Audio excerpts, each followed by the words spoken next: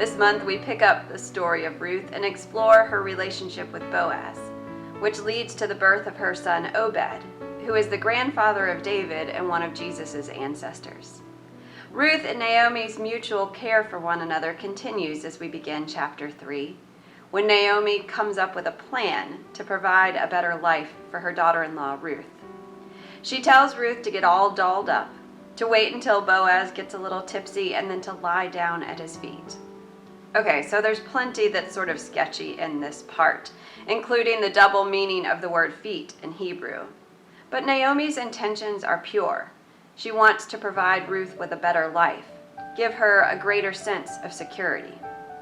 Ruth does just as she is told and lies down at Boaz's feet.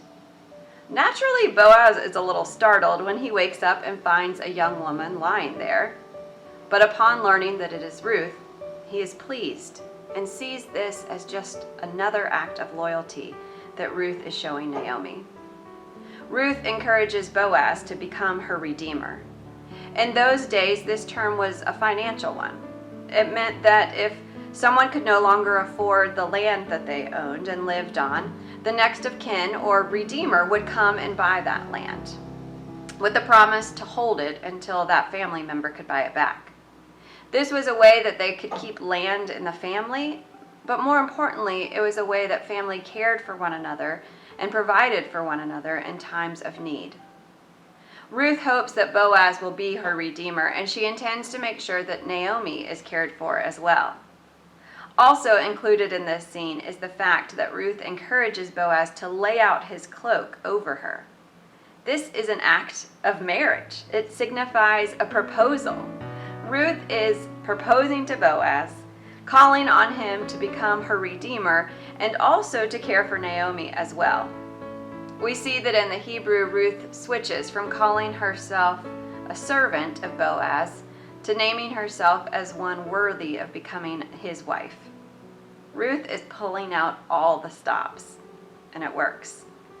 Boaz crosses his T's and dots his I's and agrees to become her redeemer. Ruth and Boaz get married, and Naomi is welcomed into the household as well. Then God, who's been a little distant for most of the story, provides Ruth with a son, Obed. This son is in the line of Elimelech and his son that has died. This son brings joy and community back to Naomi. So one wonders, is Boaz the true redeemer, or is it Obed, the one that continues the family line? Or maybe it's really Ruth, the one who showed mutual and loyal love no matter what, and brought about this new life. Or, seen through the lens of faith, perhaps it is always God who is our Redeemer, the one whose story continues and includes many foreigners, bitter people, and outsiders as well. Enjoy your study in this new year.